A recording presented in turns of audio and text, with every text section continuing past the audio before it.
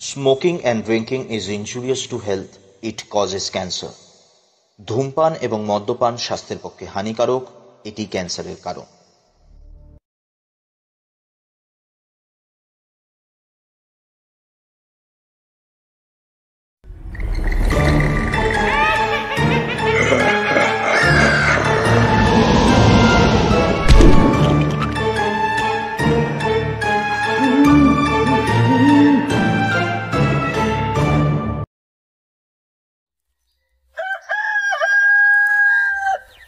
গিন্নি, গিন্নি, আরে ও গিন্নি, কোথায় গেলে?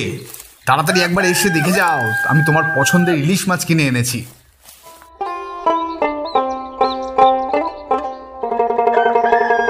জোড়া ইলিশ কিনে মহা আনন্দে হাসতে হাসতে আদিত্য ঢুকে এলো ঘরের ভেতরে। আদিত্য রমনধারা হাঁক ডাক শুনে তার স্ত্রী সুলেখা বেরিয়ে এলো ঘরের বাইরে। স্বামীর হাতে জোড়া ইলিশ দেখে ভীষণ খুশিতে মেয়েটা লাফিয়ে বলে উঠল, ও মা গো, আমি সেদিনই তোমাকে বললাম যে আমার ইলিশ মাছ খেতে মন যাচ্ছে, আর তুমি আজকে এমন বড় বড় দোকানে ইলিশ মাছ নিয়ে এলে। সুলেখার কথা শুনে আদিত্য হাসতে হাসতে বলল, ও মা, তা আনবো না? 7টা নয়, 5টা নয়, একটা মাত্র বউ বলে কথা। সে কিছু আবদার করেছে, আর সেটা আমি রাখবো না তো এবার হয় নাকি? সেই জন্যই তো আজ কাজ থেকে বাড়ি ফিরে আসার পথে তোমার জন্য ইলিশ মাছ নিয়ে এসে হাজির হলাম। তা বেশ করেছো। কই দাও দেখি মাছ দুটো আমার হাতে, জমিয়ে রান্না করবো। হ্যাঁ গো, তুমি যাও গিয়ে একটুখানি কুত্তে থেকে হাত পা ধুয়ে চানটা সেরে এসো। আমি বরং মাছ দুটোকে কেটে বেছে ধুয়ে এক্ষুনি রান্না চাপাচ্ছি। যাও যাও যাও। হ্যাঁ, সেই বরং ভালো। এই নাও গিন্নি। এই কথা বলে আদিত্য তার স্ত্রী সুলেখার হাতে ধরিয়ে দিল ইলিশ মাছ দুটো। তারপর সে চলে গেল সোজা পুকুর ঘাটের দিকে স্নানের উদ্দেশ্যে। সুলেখা ইলিশ মাছ নিয়ে আঁশ বঁটিতে তা কাটতে লাগলো এবং যথারীতি সামান্য কিছুক্ষণের মধ্যে রান্নার জন্য জ্বলে উঠল উনুন।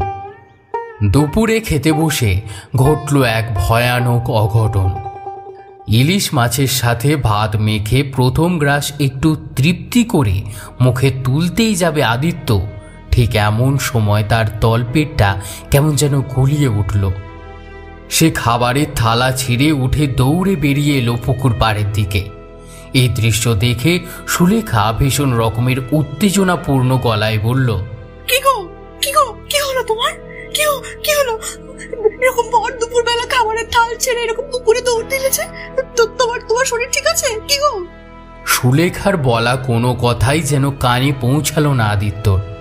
সে ঊর্ধ্বশ্বাসে দৌড়ে পুকুর পাড়ের ধারে এসে হড় হড় করে বমি করতে আরম্ভ করল। পেটের মধ্যে থেকে সমস্ত নাড়ি ভুঁড়ি যেন উফরে উঠে আসার উপক্রম হলো। সুলেখা আর স্থির হয়ে দাঁড়িয়ে থাকতে পারল না কিছুতেই। সেও দ্রুত পায়ে পুকুর পাড়ে এসে দাঁড়াতেই বিস্ময়ে তার দুই চোখ যেন বিস্ফারিত হয়ে উঠল। পায়ের তলার মাটি কেঁপে উঠল, মাথার ওপরে সমস্ত আকাশ বুঝি ভেঙে গেল। সুলেখা চিৎকার করে কাঁদো কাঁদো সুরে বলল,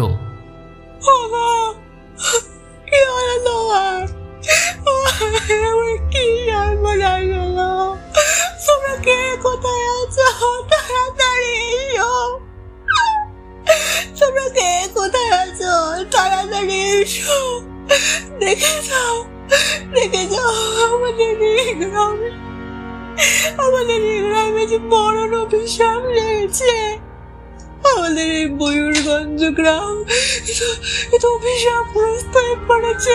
ভগবান, তাহলে কি এবার আমার স্বামীর পাড়া?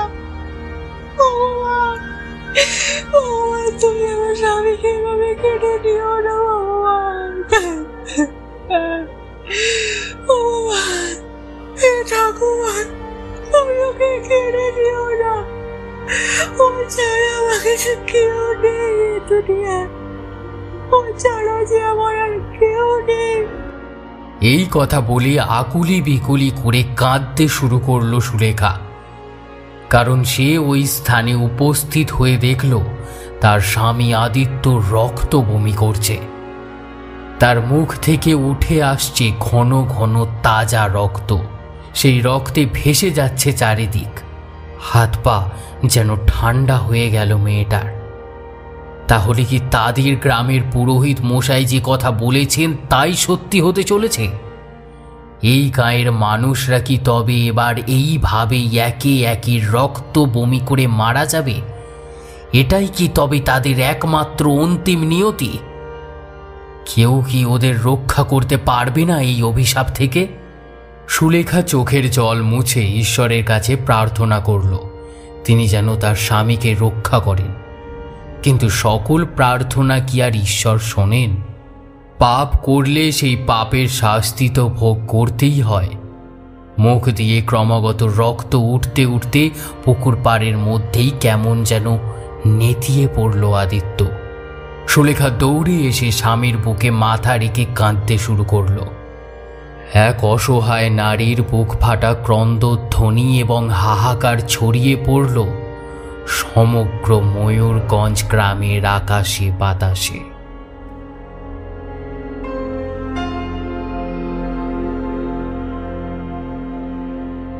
হঠাৎ করে কি এমন ঘটল ময়ূরগঞ্জ গ্রামে, যার কারণে সেখানকার বসবাসকারী প্রতিটা মানুষ বীভৎস রকমের রক্তবমি করে মারা যেতে লাগলো ঠিক 3 দিনের মাথায়? এটা কি আদৌ কোনো সাধারণ রোগ, নাকি এর পিছনে লুকিয়ে আছে কোনো অতিলৌকিক রহস্য? ঠাকুরমশাই কিভাবে এই রহস্যভেদ করে সমস্যার সমাধান খুঁজে বের করার চেষ্টা করবেন? নমস্কার শ্রোতা বন্ধু, আমি শুভম রয়েছি তোমাদের সাথে। তোমরা শুনছো ভৌতিকলৌকিক। ভৌতিকলৌকিকের সমস্ত গল্প শুনতে এখনই সাবস্ক্রাইব করো আমাদের ইউটিউব চ্যানেল এবং বেল আইকনে প্রেস করতে ভুলো না কিন্তু, গল্পের আপডেটস এবং বাদবাকি নোটিফিকেশনস সর্বপ্রথম পাওয়ার জন্য। আজ তোমরা শুনবে লেখক সুরজিৎ ঘোষের কলমে একটি তারানাথ তান্ত্রিক ফ্যান ফিকশন, ময়ূরগঞ্জের অভিশাপ। গল্পটি তাহলে মন দিয়ে শুনতে থাকো। আমাদের আজকের বিশেষ নিবেদন লেখক সুরজিৎ ঘোষের কলমে ময়ূরগঞ্জের অভিশাপ।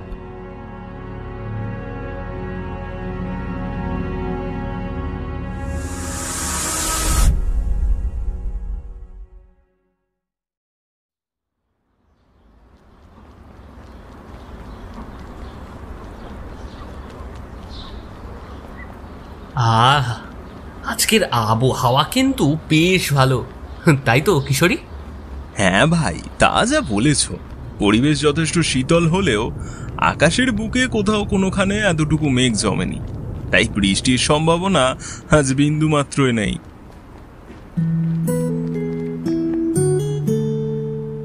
রবিবারের সকাল, আমি এবং কিশোরী ঠাকুরমশাইয়ের বাড়ি মঠ লেনে যাব বলে বেরিয়েছি।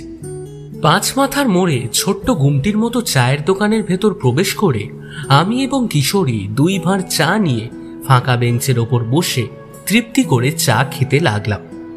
আজকের সকালটা একেবারে অন্যরকম, বেশ ঝরঝরে ফুরফুরে। চা খাওয়া শেষ হলে মাটির খালি ভাঁড় আমরা ছুঁড়ে ফেলে দিলাম। তারপর দোকানদারের কাছ থেকে 2টো সিগারেট চেয়ে তাতে আগুন ধরিয়ে মনের সুখে সুখ টান দিতে লাগলাম। সিগারেটে টান দিতে দিতে কিশোরী বলল,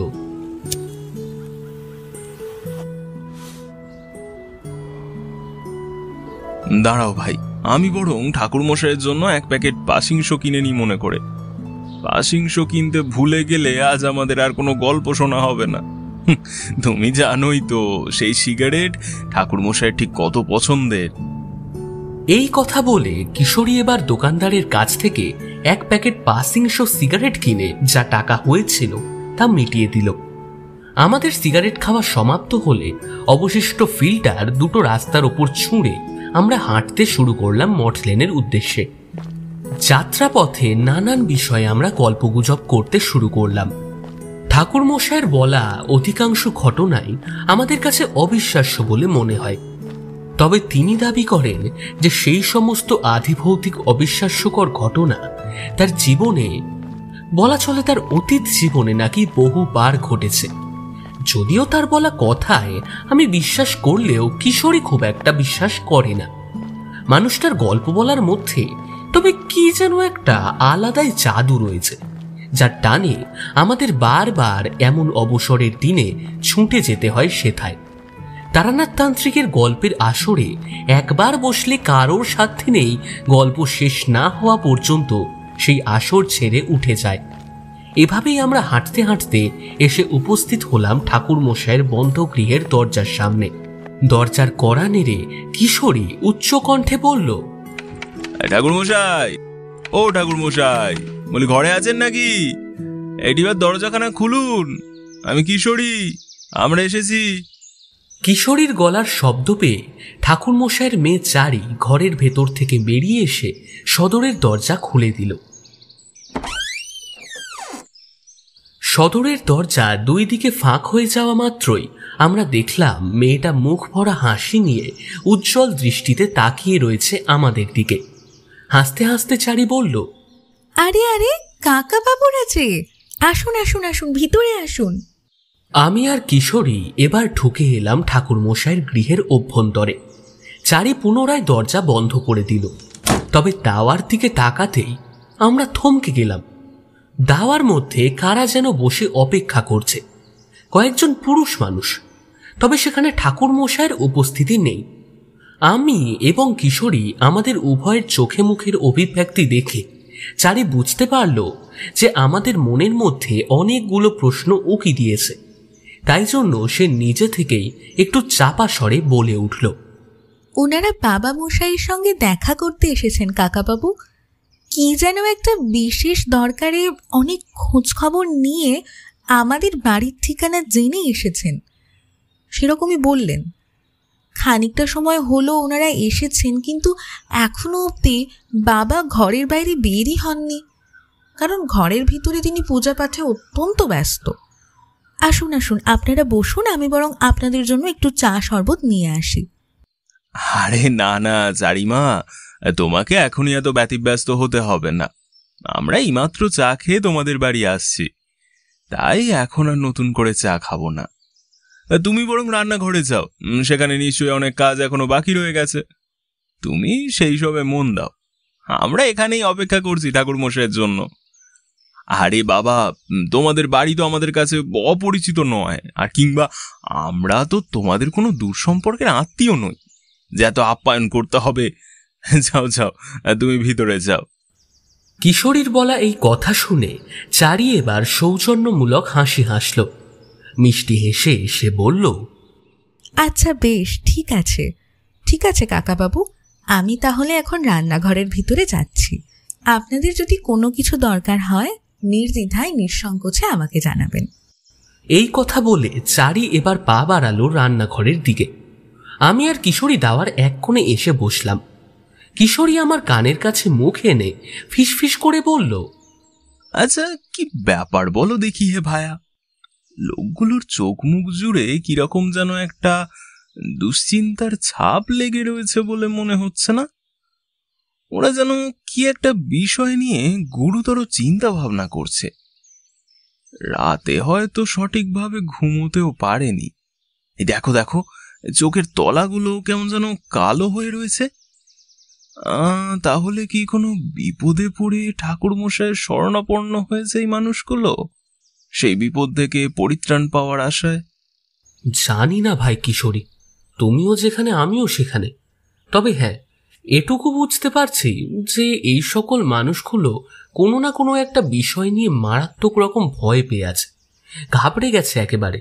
এবার চুপচাপ মুখে কুলু পেটে বসো দেখি, কোনো কথা বলো না। আর খানিকটা সময়ের মধ্যেই তো ঠাকুরমশাই বাইরে আসবেন, তারপরেই না হয় জানা যাবে সবকিছু। হ্যাঁ, সেই বরং ভালো। আর একটাও কথা না বলে আমি আর কিশোরী চুপচাপ বসে রইলাম এবং অপেক্ষা করতে লাগলাম ঠাকুর মশাইয়ের পুজো পাঠ সমাপ্ত করে বেরিয়ে আসার জন্য। অল্প কিছুটা সময় অতিক্রান্ত হওয়ার পর ঠাকুর মশাই এবার বেরিয়ে এলেন ঘরের ভেতর থেকে। তিনি বাইরে বেরিয়ে আসা মাত্রই সেই পুরুষ দলটির মধ্যে থেকে একজন প্রবীণ মানুষ নিজের পরিচয় দিয়ে ঠাকুর মশাইয়ের উদ্দেশ্যে বলল, আগে নমস্কার ঠাকুর মশাই, এই অধমের নাম ভূপেন পাল। আমরা সেই বহু দূরের ময়ূরগঞ্জ গ্রাম থেকে আসছি। ঠাকুর মশাই, বড় বিপদে পড়ে আপনার দ্বারস্থ হয়েছি। শুনেছি অতীতে নাকি আপনি বিভিন্ন আদি ভৌতিক অতি লৌকিক বিভীষিকার মোকাবিলা করেছিলেন সাহসিকতার সাথে। আপনার অনেক প্রশংসা শুনে আজ আপনার বাড়ি এসেছি ঠাকুরমশাই।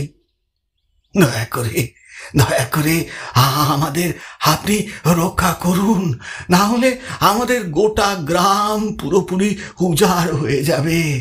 ছোট বড় কেউ রক্ষা পাচ্ছে না সেই ভয়ানক রোগের হাত থেকে। ঠাকুর মশাই এবার দাওয়ার ওপর আসন পেতে বেশ আরাম করে বসলেন। তার চোখের দৃষ্টি শান্ত এবং স্থির। তিনি দৃঢ়তার সাথে তাকিয়ে রইলেন সেই বৃদ্ধ মানুষটির দিকে। তারপর কোমল সুরে বললেন, আপনি দয়া করে একটু শান্ত হন। ভীষণ রকমের উত্তেজিত হয়ে পড়েছেন। এত উত্তেজনা স্বাস্থ্যের পক্ষে হানিকারক। ধীরে সুস্থে আমাকে বলুন, আপনার কি সমস্যা হয়েছে? ঠাকুরমশাই, আমাদের গোটা গ্রামের মধ্যে একটা ভয়ানক রকমের রোগ ছড়িয়ে পড়েছে, যা রীতিমতো মরকের আকার ধারণ করছে। সকলে রক্ত বমি করে 3 দিনের মাথায় মারা যাচ্ছে। সেই ভয়ানক মর্মান্তিক মৃত্যুর হাত থেকে নিস্তার পাচ্ছে না ছোট বড় কেউই। আপনি আপনি দয়া করে কিছু একটা করুন, তা না হলে আমাদের গ্রাম পুরোপুরি ধ্বংস হয়ে যাবে ঠাকুরমশাই, ধ্বংস হয়ে যাবে। আপনি সামান্য ভুল করছেন। আমি কোনো চিকিৎসক নই যে আপনাদের ময়ূরগঞ্জ গ্রামে গিয়ে সেখানকার সমস্ত মানুষদের সারিয়ে তুলব। সেই ক্ষমতা আমার নেই। আমি জানি ঠাকুরমশাই, আপনি কোনো চিকিৎসক নন। আপনি অতীতে ছিলেন একজন স্বনামধন্য তন্ত্র সাধক। কত শত নানান বিপর্যয় আপনি একা হাতে সামলেছেন। শত শত বিপদগ্রস্ত মানুষদের রক্ষা করেছেন নানা অতি প্রাকৃত বিপদের হাত থেকে। ঠাকুরমশাই, আমরা গ্রামের মানুষেরা হাড়ে হাড়ে বুঝতে পেরেছি যে এই রোগ মোটেও কোনো সাধারণ রোগ নয়। এই রোগের সাথে নিশ্চয়ই কোনো না কোনো অতিলৌকিক যোগসূত্র রয়েছে, আর সেটা কাটানো কোনো সাধারণ চিকিৎসক, বৈদ্য কিংবা কবিরাজের পক্ষে সম্ভব নয়। সেই জন্যই তো আপনার শরণাপন্ন হয়েছি আমরা সকলে মিলে। দোহাই ঠাকুরমশাই, আপনি দয়া করে না করবেন না। শুনেছি আপনি নাকি কোনো মানুষের বিপদের কথা শুনলে সেই মানুষকে বিপদ থেকে সাহায্য না করে মুখ ফিরিয়ে নেন না। আশা করি এইবারে আমাদের ক্ষেত্র সে নিয়মের ব্যতিক্রম ঘটবে না। কিন্তু আপনি একটু সামান্য ভুল করছেন ভূপেন বাবু। আমি যে সমস্ত যা কিছু করেছি তা আজকের এই বর্তমান সময় নয়, তা আজ থেকে বহু বহু বছর আগে। এখন আর সেই সমস্ত কাজ আমি করি না। দয়া করে ও কথা মুখেও আনবেন না ঠাকুরমশাই। আপনি হলেন আমাদের এখন একমাত্র ভরসা, শেষ ভরসা বলতে পারেন। মনের মধ্যে বড় আশা নিয়ে এসেছি আপনার কাছে। আপনি দয়া করে আমাদের সাথে আমাদের গ্রামে একটু চলুন। আমি এবং কিশোরী একে অপরের দিকে দৃষ্টি বিনিময় করে ইতিবাচক ভঙ্গিমায় ঘাড় নাড়লাম ঠাকুর মশাইয়ের দিকে তাকিয়ে। তিনি আমাদের ইশারা বুঝতে সক্ষম হলেন। সব দিক বিচার বিবেচনা করে ঠাকুর মশাই এবার বললেন, আচ্ছা বেশ, ঠিক আছে, আমি যাব আপনাদের সঙ্গে। আপনারা নিশ্চিন্ত থাকুন।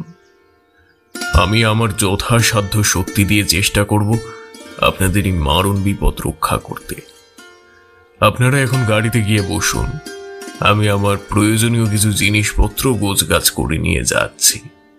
তারপর গাড়িতে উঠে একসাথে রওনা দেব আপনাদের গ্রামের উদ্দেশ্যে। আপনি সত্যি বলছেন ঠাকুর মশাই? আপনি আপনি যাবেন আমাদের সাথে? হে ভগবান, হে যে আমার পরম সৌভাগ্য!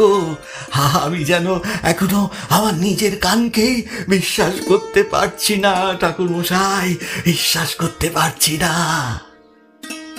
ঠাকুর মশাই তাদের সাথে যেতে রাজি হয়েছেন দেখে ভীষণ রকমের আনন্দিত হয়ে পড়ল সমগ্র ময়ূরগঞ্জ গ্রামের বাসিন্দারা। তারা দুই হাত জড়ো করে নমস্কারের ভঙ্গিতে ঠাকুর মশাইয়ের উদ্দেশ্যে প্রণাম জানিয়ে বেরিয়ে গেলেন তার গৃহ ছেড়ে। ঠাকুর মশাই আমাদের দিকে তাকিয়ে একটা চওড়া হাসি উপহার দিলেন, তারপর বললেন, তা কি ব্যাপার হে তোমাদের? এত আনন্দিত কেন তোমরা?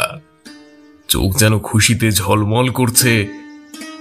আজ তো আমার গল্প বলা হবে না, আমাকে এক্ষুনি বেরিয়ে যেতে হবে। তাতেও এত খুশি? আমি কিশোরীর দিকে তাকিয়ে সৌজন্যমূলক মৃদু হেসে মনের ভাব মুখে ফুটিয়ে তুলে বললাম, তাতে কি হয়েছে ঠাকুর মশাই? আজ আপনার মুখ থেকে আপনার অতীতে ঘটে যাওয়া কোনো কাহিনী শুনতে পারবো না এ কথা ঠিক, কিন্তু তার পরিবর্তে স্বচক্ষে প্রত্যক্ষ করতে পারবো সেটা তো জানি। আপনি কিভাবে ময়ূরগঞ্জের মানুষদের এহেন ঘোরতর বিপদ থেকে উদ্ধার করেন সেটা তো আমরা সামনাসামনি দেখব। তার মানে তোমরা যাবে আমার সাথে ময়ূরগঞ্জ গ্রামে?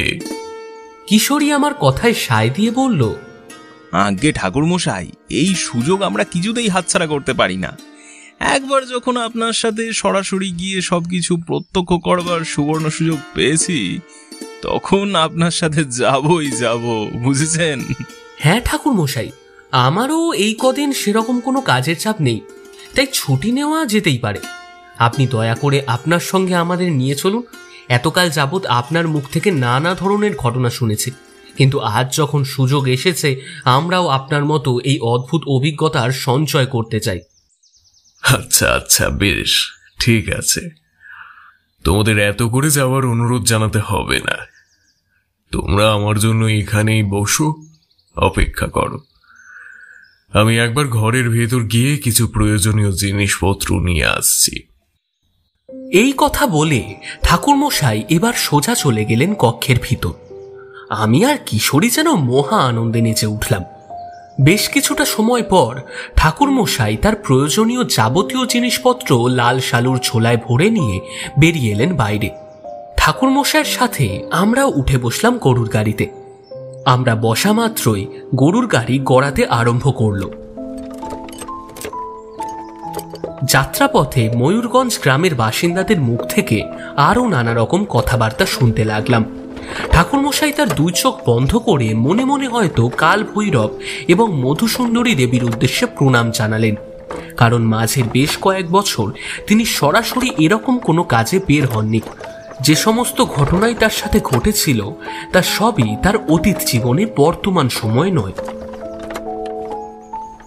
ঠাকুরমশাই, নেমে আসুন। ওই যে দেখা যায় আমাদের গ্রাম ময়ূরভঞ্জ। আমাদের এখানে নামতে হবে, এরপর ওই বাকি রাস্তাটা পায়ে হেঁটে একটু কষ্ট করে আপনাকে যেতে হবে ঠাকুরমশাই। একটানা বেশ কয়েক ঘন্টা গরুর গাড়িতে বসে থাকার পর অবশেষে একখানি গ্রামের দিকে অঙ্গুলি নির্দেশ করে কথাগুলো বললেন ময়ূরগঞ্জ গ্রামের বৃদ্ধ বাসিন্দা ভূপেন পাল। গাড়ির চালক গরুর গাড়ি থামালে ধীরে ধীরে নেমে এলাম আমরা। ঠাকুরমশাইও নেমে এলেন গাড়ি ছেড়ে। তারপর তিনি ভূপেন পালের দিকে তাকিয়ে বললেন, ও আচ্ছা ভূপেন বাবু, এই তাহলে আপনাদের গ্রাম? আজ্ঞে হ্যাঁ ঠাকুরমশাই, হ্যাঁ, এই হলো আমাদের গ্রাম ময়ূরগঞ্জ। চলুন, আপনি আমাদের গ্রামে প্রবেশ করবেন, তারপর নিজের চোখে দেখবেন গ্রামের কি বিধ্বস্ত অবস্থা হয়েছে। একটা সুন্দর সাজানো গোছানো পরিপাটি গ্রাম মাত্র কয়েক রাতের মধ্যেই পুরোপুরিভাবে ধ্বংস হয়ে গেছে। ময়ূরগঞ্জের শ্মশানে প্রতি মুহূর্তে জ্বলে উঠছে একাধিক চিতা। একটি চিতার আগুন নিভতে না নিভতেই অন্য আরেক মরা এসে হাজির হচ্ছে। হ্যাঁ, সুতরাং জ্বলে উঠছে দ্বিতীয় চিতার আগুন সেই শ্মশানের মধ্যে। ভূপেন পালের এই কথা শুনে কিশোরী এবার জিজ্ঞেস করলো, তা আপনারা কোনো চিকিৎসক, ডাক্তার, বৈদ্য নিয়ে আসেননি রোগ নিরাময়ের জন্য? তা আবার আনিনি বাবা, কিন্তু বহু চিকিৎসক ব্যর্থ হয়ে ফিরে গেছেন। কেউ কোনো রোগীকে সুস্থ করে তুলতে পারেননি। সেই জন্যই তো আমাদের মনের মধ্যে সংশয় জেগেছে যে এই রোগ মোটেও কোনো সাধারণ রোগ নয়। এর সাথে নির্ঘাত জড়িত আছে কোনো না কোনো অতিলৌকিক বিষয়। তা না হলে বিভিন্ন কবিরাজ বৈদ্যর পক্ষে রোগ সারিয়ে তোলা সম্ভব নয়, এরকমটা আবার হয় নাকি? ভূপেন পালের পাশ থেকে বিনয় নামের অন্য আরেকজন যুবক এবার বলে উঠল, তাছাড়া রাতের অন্ধকারে আমাদের গ্রামের মধ্যে বসবাসকারী কিছু কিছু মানুষ একটা ঘোর কালো অবয়ব নাকি দেখতে পেয়েছে।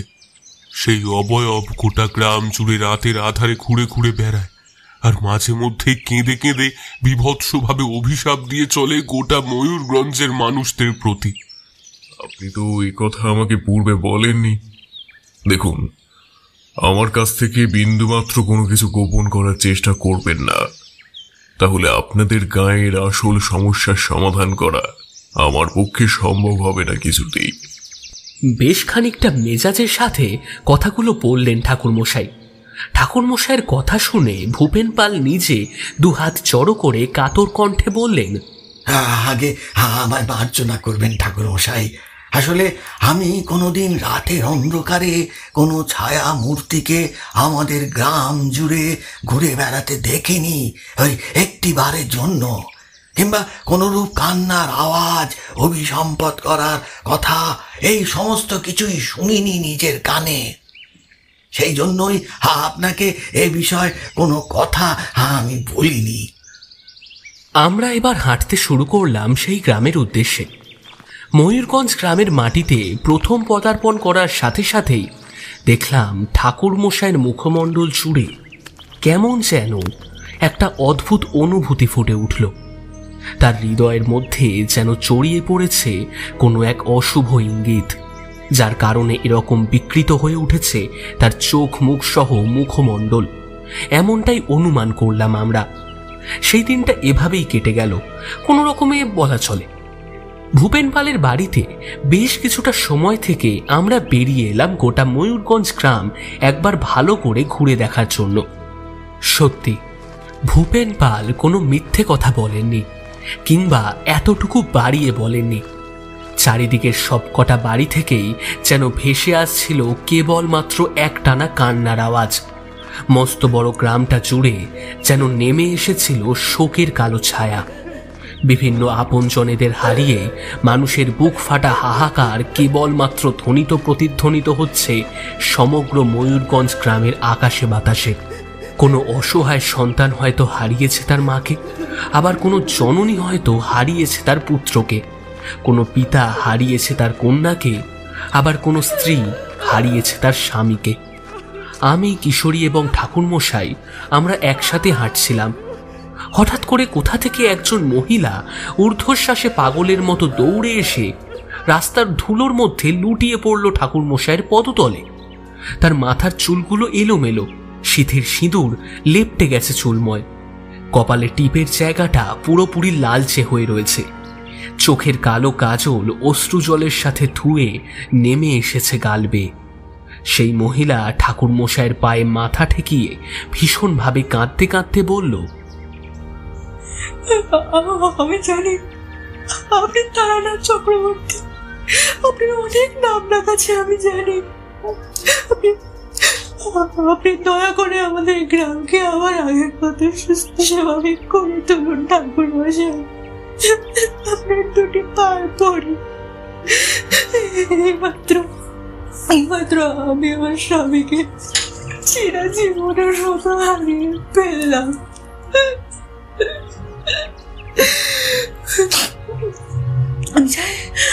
আমি চাই আমার মতো আর কোন স্ত্রী যেন এরকম ভাবে অকালে স্বামী হারা না হয়। অন্য কারোর কপালে যেন এরকম বিভৎস মর্মান্তিক বৈধব্যের ধূসর ছায়া নেমে না আসে। ঠাকুরমশাই, ঠাকুরমশাই, দয়া করে রক্ষা করুন আমাদের গ্রামকে। নাহলে এই গ্রামের মানুষেরা পুরোপুরি শেষ হয়ে যাবে। ঠাকুরমশাই, সবাই শেষ হয়ে যাবে, উজাড় হয়ে যাবে আমাদের এই গ্রাম, সবকিছু শেষ হয়ে যাবে। মানুষজন তো দূরের কথা, শিয়াল কুকুরের কাছে থাকতে পারবে না। শ্মশানপুরের ন্যায় খা হয়ে যাবে সবকিছু, সমস্ত তলহাটে জুড়ে খা করবে। ঠাকুরমশাই সেই মহিলাকে ধরে তুলে দাঁড় করিয়ে বললেন, ছি ছি মা, এ তুমি কি কাজ করছো? এইভাবে আমার পায়ে মাথা ঠেকিও না। আমি তোমায় কথা দিচ্ছি, আমি আমার মতো যথাসাধ্য চেষ্টা করব এই গ্রামকে সুস্থ স্বাভাবিক করে তোলার। আমার চেষ্টায় আমি বিন্দুমাত্র ত্রুটি রাখবো না। তুমি যাও মা, বাড়ি ফিরে যাও। তোমার মনের মধ্যে যে ভীষণ ঝড় চলছে তার কিছুটা হলেও আমি আভাস পাচ্ছি, কিন্তু জন্ম মৃত্যুর উপর তো আমাদের কারো হাত নেই। যার যতটুকু আছে তাকে ঠিক ততটুকু নিয়েই বেঁচে থাকতে হয়। তুমি বাড়ি যাও মা, তোমার কথা ভেবে এখন অনেকে হয়তো চিন্তা করছে। তুমি নিশ্চিন্তে থাকো, আমি যখন একবার তোমাদের গ্রামে এসেছি তখন এর কোনো না কোনো একটা বিহিত আমি অবশ্যই করব। ঠাকুরমশাইয়ের এই কথা শুনে বুক ভরা আশা নিয়ে সেই মহিলা এবার নিজের চোখের জল মুছে টলমল পায়ে এগিয়ে গেল সামনের দিকে। কিশোরী ঠাকুরমশাইয়ের দিকে তাকিয়ে বলল, আচ্ছা ঠাকুরমশাই, আপনারও কি মনে হচ্ছে যে এই গ্রামের ঘটনার সাথে কোনো না কোনো অতিলৌকিক বিষয় জড়িত রয়েছে? আর রাতের বেলায় যে ছায়া মূর্তিটিকে দেখা যাচ্ছে সে আসলে কে বলুন তো? কি কারণে এই গ্রামের মানুষদের সেই কালো ছায়া মূর্তি অভিশাপ দিচ্ছে কাঁদতে কাঁদতে? ঠাকুরমশাই কিশোরীর বলা এই সকল প্রশ্ন শুনে কেমন যেন অদ্ভুত ভাবলেশহীন দৃষ্টিতে তাকালেন তার দিকে। তারপর একটা দীর্ঘশ্বাস ত্যাগ করে বললেন, তোমার এই সমস্ত প্রশ্নের উত্তর আমার কাছে এই মুহূর্তে নেই কিশোরী, তবে আশা করছি খুব তাড়াতাড়ি সমস্ত প্রশ্নের উত্তর আমি জানতে পারবো। এই সমস্ত প্রশ্নের উত্তর আমাকে যে জানতেই হবে, তা না হলে সমস্যা আসলে ঠিক কোন জায়গায় তা নির্ণয় করতে পারবো না। আর নির্ণয় করতে না পারলে তার সমাধান করব কি উপায়? এবার তাহলে আপনি কি করবেন ঠাকুরমশাই? এরকম এক পরিস্থিতিতে দাঁড়িয়ে আপনার ঠিক কি করণীয়? আজ রাত্রে আমি একাই ময়ূরগঞ্জ গ্রাম পায়ে হেঁটে ঘুরে দেখব, পুরোপুরি গভীর রাতের অন্ধকারে। সত্যি যদি গায়ের মধ্যে কোনো ছায়া মূর্তি ঘুরে বেড়ায় তাহলে সে নিশ্চয়ই আমার নজরে পড়বে। আমরা একে অপরের মুখোমুখি হলেই তবে এই সমস্ত রহস্যের জট কাটবে। আমি জানতে পারবো এই রূপ রোগ হঠাৎ করে এই গ্রামের মধ্যে ছড়িয়ে পড়ার পিছনে লুকিয়ে থাকা প্রকৃত কারণ কি, এবং সেই ছায়া মূর্তি আসলে কে, যে ওইভাবে কেঁদে কেঁদে ক্রমাগত অভিশাপ দিচ্ছে সমগ্র গ্রামের মানুষকে। ঠাকুরমশাই, আপনি একা নন, আমরাও আজ রাতে বের হব আপনার সাথে এই গ্রাম ঘুরে দেখার জন্য। না হে কিশোরী, তা হয় না, আমাকে একলাই বের হতে হবে। অতিরিক্ত সন্ন্যাসীতে যে গাজন নষ্ট হয় এই কথা তো তোমরা জানো। আর তাছাড়া এই কাজ যথেষ্ট ঝুঁকিপূর্ণ। কোথায় কখন কোনখানে বিপদ লুকিয়ে আছে তা আমারও অজানা। তাই আমি কখনোই তোমাদের সঙ্গে নিয়ে বের হতে পারি না। ঠাকুরমশাই, আপনি রাতের বেলায় একলা বের হলে যদি কোনো ভয়ানক বিপদের সম্মুখীন হন তাহলে আপনাকে রক্ষা করবে কে? আপনি তো কারোর কাছ থেকে কোনো সাহায্য পাবেন না। এরকম অবস্থায় আমরা আপনাকে কি করে একলা ছেড়ে দিই বলুন তো? আরে কিশোরী, অযথা আমাকে নিয়ে এত চিন্তিত হয়ে পড়ো না। আমাকে নিয়ে চিন্তা করার কোনো কারণ নেই। আমার সঙ্গে আমার পরমেশ্বর কাল ভৈরব আর মধুসুন্দরী দেবীর আশীর্বাদ রয়েছে। আমি নিজের গাত্রবন্ধন করে নেব খুব ভালো করে, ফলে আর কোনো অশুভ অপশক্তি শত চেষ্টা করেও আমার বিন্দু মাত্র কোনরূপ ক্ষতি করতে পারবে না। কিন্তু তোমরা যদি আমার উপর নিষেধাজ্ঞা অগ্রাহ্য করো, আমার সাথে রাত্রিবেলায় বের হও, তাহলে তোমরা বিপদে পড়তে পারো, যেটা আমি জীবিত থাকতে কিছুতেই হতে দিতে পারি না।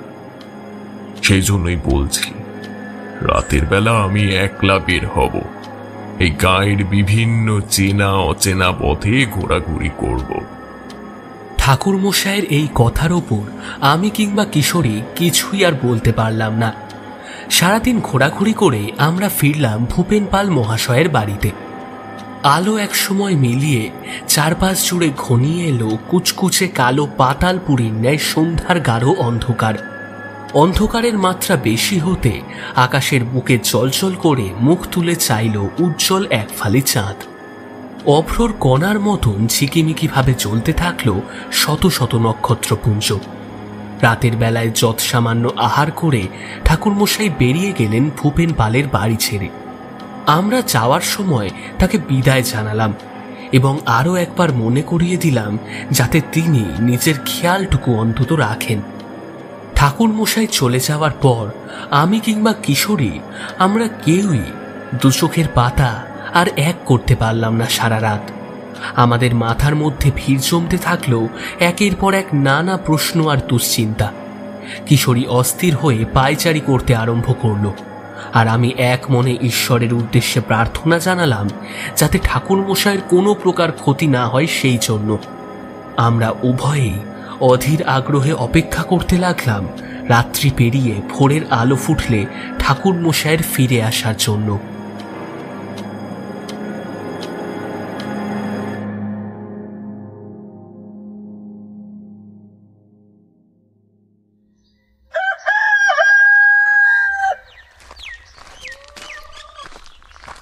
আসুন আসুন ঠাকুর মশাই, আপনার জন্য চিন্তায় চিন্তায় কাল সারা রাত দু চোখের পাতা এক করতে পারিনি। আপনি আপনি পুরোপুরি সুস্থ স্বাভাবিক আছেন দেখে মনে মনে বড় বল পেলাম। হ্যাঁ, আপনাকে আমরা ডেকে এনেছি আমাদের গ্রামের সমস্যা সমাধানের জন্য। এখানে এসে আপনার যদি কোনো ক্ষতি হয়ে যায় তাহলে আমরা যে নিজেকে কিছুতেই ক্ষমা করতে পারবো না। হ্যাঁ, কিছুতেই না।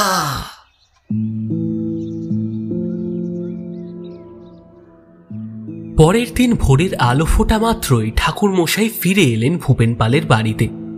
সদরের দরজা পেরিয়ে ঠাকুরমশাইকে ঘরের অন্দরমহলের দিকে আসতে দেখেই পাল মহাশয় সেদিকে হন্তদন্ত হয়ে এগিয়ে গেলেন এবং বললেন কথাগুলো। আমি এবং কিশোরী আমরা দুজনেই দাওয়ার ওপর বসেছিলাম। ঠাকুরমশাইকে দেখা মাত্র আমরা শটান উঠে দাঁড়ালাম, তারপর এগিয়ে গেলাম সেই দিকে। কিশোরীটা চিরকাল বরাবর বড্ড অধৈর্য প্রকৃতির মানুষ। ঈশ্বর হয়তো তার শরীরে এতটুকু ধৈর্য শক্তি নামের কোনো জিনিস দেননি। সে অদম্য কৌতূহল চেপে রাখতে না পেরে প্রশ্ন করে বসল। ঠাকুরমশাই, গতকাল রাত্রে কি দেখলেন আপনি?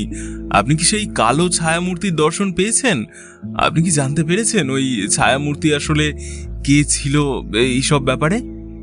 আমি কিশোরীর দিকে তাকিয়ে ধমকানোর সুরে বললাম, আহ ভাই কিশোরী, তোমার দেখছি একটুও ধৈর্য নেই। ঠাকুরমশাই এই সবে মাত্র ফিরে এলেন, একটু সময় তো তাকে দাও বসার জন্য। জল খেয়ে একটু স্বস্তি বোধ করতে দাও তো তাকে। দেখছো তো কাল সারা রাত ধরে ঠাকুরমশাই বিনিদ্র অবস্থায় কাটিয়েছেন। তার ওপর দিয়ে যথেষ্ট শারীরিক এবং মানসিক চাপ গিয়েছে। এখনই এইসব প্রশ্ন তাকে করো না। আমার কথায় কিশোরী এবার চুপ করল। ঠাকুরমশাইয়ের হাতে ভূপেন পাল তুলে দিলেন এক ঘটি ঠান্ডা জল। সেই ঘটির জল চোখে মুখে ভালোভাবে ছিটিয়ে নিয়ে ঠক ঠক করে বেশ কিছুটা জল গলাধকরণ করলেন তিনি। তারপর দাওয়ায় এসে বসলেন। আমাদের উদ্দেশ্যে বিশেষত ভূপেন পালের দিকে তাকিয়ে এবার তিনি বললেন, আচ্ছা ভূপেন বাবু, একটু ভালো করে ভাবনা চিন্তা করে বলুন তো, আপনাদের গ্রামে আজ থেকে মাস দেড়েক আগে কি কোনো ভিখারি বুড়ি উপস্থিত হয়েছিল? ঠাকুর মশাইয়ের এই কথা শুনে ভূপেন পালের চোখ মুখ জুড়ে যেন বিদ্যুৎ খেলে গেল। তিনি উত্তেজিত গলায় বললেন, আগে হ্যাঁ ঠাকুরমশাই, আমাদের গ্রামে আজ থেকে বেশ কয়েক মাস আগে এক ভিখারি বুড়ি এসে উপস্থিত হয়েছিল। আমাদের গ্রাম ময়ূরগঞ্জের একেবারে শেষ সীমানায় এসে থাকত। ওই ভিখারি বুড়ি এক কঠিন ব্যামো নিয়ে এসেছিল। মুখ দিয়ে কালি রক্ত পড়ত, আর কাশির দমকের সাথে উঠে আসতো চাপ চাপ রক্ত। বেশ কিছুদিন সে ছিল আমাদের গ্রামে। তারপর থেকে তার আর কোনো দেখা পাওয়া যায়নি। আজ আপনি হঠাৎ করে তার কথা বললেন, সেই জন্য মনে পড়ে গেল সেই বুড়ির কথা। কিন্তু ঠাকুর মশাই, আপনি সেই ভিখারি বুড়ির কথা জানলেন কিভাবে? আর এই প্রশ্নই বা করলেন কেন? তাহলে কি আমাদের গ্রামে যে রোগ ছড়িয়ে পড়েছে তার সাথে ওই ভিখারি বুড়ির রোগের সূত্র রয়েছে? ভূপেন পালের এই কথা শুনে ঠাকুরমশাই মারাত্মক রকম রেগে গেলেন। তার মেজাজের পারদ তুঙ্গে উঠল। তিনি এক প্রকার ক্রোধান্বিত কণ্ঠে গর্জন করে বলে উঠলেন, আপনি সবটা সত্যি বলছেন না ভূপেন বাবু? আমার কাছ থেকে গোপন করার চেষ্টা করে বিন্দু মাত্র কোনো কিছু লাভ নেই। কাল রাত্রে আমি ধ্যানে বসেছিলাম, আর ধ্যানের মাধ্যমে সমস্তটা দেখতে পেয়েছি, সবকিছু জানতে পেরে গেছি। ফলে কোনো কিছুই আমার কাছে অজানা নয়। ঠাকুরমশাইয়ের এই কথায় দেখলাম ভূপেন পালের মুখ নিমেষের মধ্যে কেমন যেন কালো হয়ে গেল। আমি আর কিশোরী একে অপরের দিকে তাকালাম। ঠাকুরমশাইয়ের বলা কোনো কথাই আমাদের বোধগম্য হচ্ছিল না। সেই দেখে কিশোরী জিজ্ঞেস করলো, কি ব্যাপার বলুন তো ঠাকুরমশাই, কাল আপনি ধ্যানে বসে ঠিক কি দেখেছেন? কালকে আপনি সেই কালো ছায়া মূর্তির দর্শন পাননি? না হে কিশোরী, কাল সারা রাত এই গ্রামের বিভিন্ন প্রান্ত আমি সম্পূর্ণ একলা ঘুরেছি, কিন্তু অনেক ঘোরাঘুরির পরও কোনো ছায়া মূর্তির দর্শন পাইনি। তবে বুঝতে পেরেছি সত্যি এই গ্রামের মধ্যে কোনো অতৃপ্ত আত্মার উপস্থিতি রয়েছে। হয়তো সে ইচ্ছাকৃতভাবেই আমাকে দেখা দিতে চায়নি। সেই জন্য আমি মধুসুন্দরী দেবীর ধ্যানমগ্ন হই এবং ধ্যানের মাধ্যমে জানতে পারি এই গ্রামে আজ থেকে কয়েক মাস আগে এক দিন দরিদ্র ক্ষুধার্ত ভিখারি বৃদ্ধার আগমন হয়েছিল। সে ছিল ভীষণ রকমের ক্ষুধার্ত। তার নিজস্ব কোনো সন্তান ছিল না, তাই শেষ জীবনে তাকে ভবঘুরের মতো ঘুরে বেরিয়ে কাটাতে হয়েছে। জীবনের শেষ পর্যায়ে তিনি এসে উপস্থিত হন ময়ূরগঞ্জে। এখানকার মানুষদের কাছে তিনি সাহায্য প্রার্থনা করেন, কিন্তু এখানকার কোনো ব্যক্তি তাকে বিন্দু মাত্র সাহায্য করেন না, কেবলমাত্র তার মুখ দিয়ে রক্ত ওঠার কারণে। কেন ভূপেন বাবু, আপনারা চাইলে গ্রামের মানুষরা কি সেই ক্ষুধার্ত মানুষটাকে একটু খাদ্য দিয়েও সাহায্য করতে পারতেন না? বিনা খাদ্যে, বিনা চিকিৎসায়, সকলের অবহেলায় শেষ নিঃশ্বাস ত্যাগ করে সে বৃদ্ধা আপনাদের গ্রামেরই শেষ সীমান্তে। অথচ দেখুন, আপনারা তার মৃত্যুর খবরটুকু অবধি রাখেননি। ধরে নিয়েছেন সে হয়তো অন্য কোনো গ্রামে চলে গিয়েছে। মৃত্যুকালে সেই বৃদ্ধা আপনাদের সকল গ্রামবাসীদের উদ্দেশ্যে ভয়ানক রকমের অভিশাপ দিয়ে গেছে।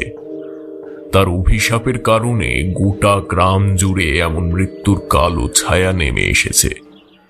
যেইভাবে সে দোপে দোপে মারা গিয়েছিল, ঠিক তেমন ভাবেই আপনারা মৃত্যুর মুখে ক্রমাগত এগিয়ে চলেছেন। আপনি আপনি আমাদের ক্ষমা করবেন ঠাকুর মশাই। আমরা কেউ বুঝতে পারিনি যে আমাদের ভুল এই রকম একটা মারাত্মক আকার ধারণ করবে। আপনি আপনি আমাদের ক্ষমা করুন। আমরা কেউ গুনাহ করেও ভাবতে পারিনি যে সেই বৃদ্ধা আমাদের এইভাবে অভিশাপগ্রস্ত করবে এবং তার অভিশাপ বাস্তবে ফলে যাবে। সত্যি সত্যি আমাদের মহা ভুল হয়ে গেছে। আমরা চাইলেই গ্রামের সকল মানুষরা কিছুটা খাবার, কিছুটা অর্থ, একটু চিকিৎসার ব্যবস্থা করে তাকে সাহায্য করতে পারতাম, এতে হয়তো সে এই যাত্রায় বেঁচে যেত, কিন্তু আমরা আমরা কেউ তা করিনি, করার কথাও ভাবিনি। আমাদের আমাদের আপনি ক্ষমা করুন। এই গোটা ময়ূরভঞ্জ গ্রামের মানুষের হয়ে আমি আমি আপনার কাছে ক্ষমা চাইছি। আমার কাছে ক্ষমা চেয়ে কি লাভ ভূপেন বাবু? যার সাথে অন্যায় করেছেন ক্ষমা চাওয়ার হলে তার কাছেই চান। একমাত্র সে যদি আপনাদের ক্ষমা করতে পারে তাহলেই আপনাদের গোটা গ্রামের মানুষ এরকম ভয়ানক রোগের হাত থেকে মুক্তি পাবেন। তা না হলেই গোটা গ্রাম কিন্তু উজাড় হয়ে যাবে এবং সেটা ঠেকানোর ক্ষমতা কিন্তু আমার নেই। ঠাকুর মশাইয়ের এই কথা শুনে বৃদ্ধ ভূপেন পাল 2 হাত জড়ো করে কাতর কণ্ঠে বললেন, কিন্তু ঠাকুর মশাই, আমরা আমরা এখন সেই ভিখারি বুড়িকে ভাবো কোথায়? সে যে মারা গেছে।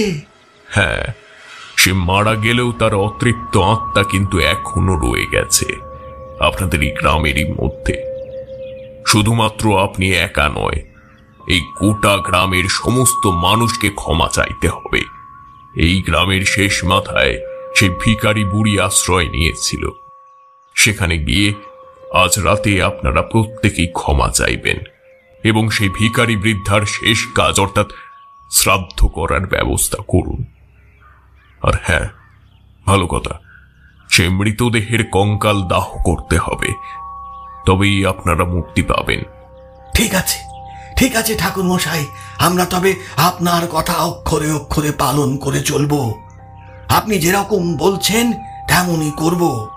আমি এক্ষুনি গ্রামের প্রতিটা মানুষকে জানিয়ে দিচ্ছি, আজ ঠিক মধ্যরাতে আমরা যাব গ্রামের শেষ সীমান্তে যেখানে আশ্রয় নিয়েছিল সেই বৃদ্ধা। তারপর করজোড়ে ক্ষমা চাইব তার কাছে। সত্যি আমাদের মহা ভুল হয়ে গেছে। একজন ক্ষুধার্ত মানুষের মুখে দুটো অন্ন দেওয়ার ব্যবস্থা না করে তিলে তিলে তাকে শেষ হয়ে যেতে দেখার পরেও আমরা আমরা হাত পা গুটিয়ে নির্বিকার ভাবে বসেছিলাম। এই ভুল আমাদের আর জীবনে কখনো কোনোদিন হবে না, কোনোদিন না। ঠিক আছে ভূপেন বাবু, আপনি যে আপনাদের ভুল বুঝতে পেরেছেন এটাই সবচেয়ে বড় কথা। ক্ষমা হলো এই জগৎ সংসারের সবচেয়ে বড় ধর্ম।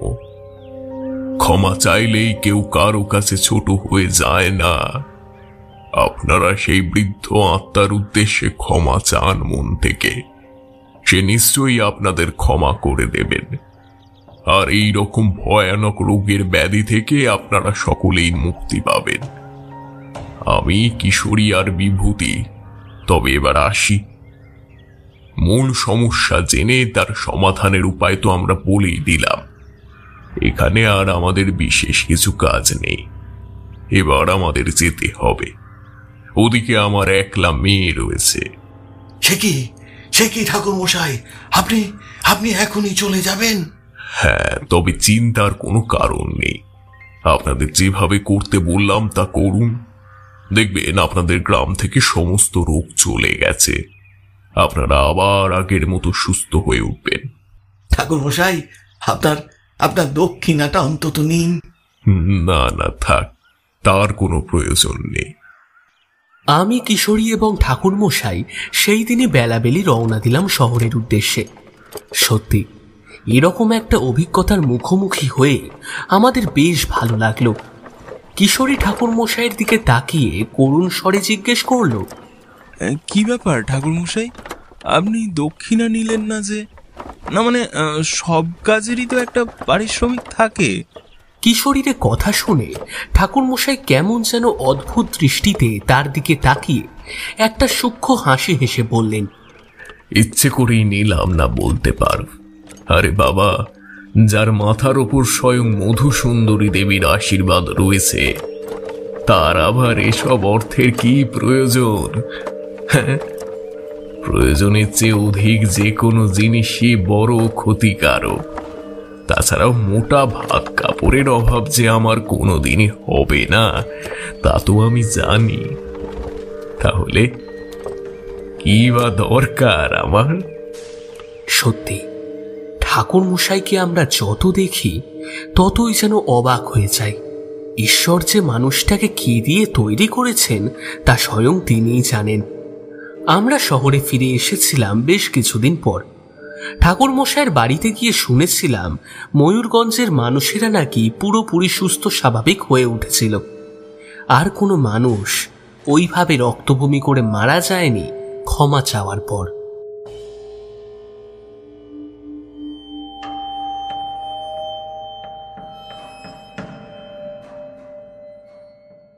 শেষ হলো আমাদের আজকের গল্প, লেখক সুরজিৎ ঘোষের কলমে ময়ূরগঞ্জের অভিশাপ। গল্প পাঠে এবং গল্পের সূত্রধার আমি শুভম, কিশোরীর চরিত্রে দীপ, তারানাথ, অরিত্র, চারি, খুশি, আদিত্য, শুভদীপ সাহা, ভূপেন, রাজ এবং শ্রীলেখা, মহুয়া। শব্দ সংযোজন এবং আবহে আমি শুভম, প্রচ্ছদ শুভদীপ ব্যানার্জি। তাহলে কেমন লাগলো আমাদের আজকের গল্প? অবশ্যই কমেন্ট সেকশনে জানাবেন। ভালো লাগলে লাইক, শেয়ার এবং সাবস্ক্রাইব করে আমাদের পাশে থাকবেন। বেশ, তাহলে আপাতত চলি। পরবর্তী উপস্থাপনা নিয়ে আমরা ফিরছি খুব শীঘ্রই। নমস্কার।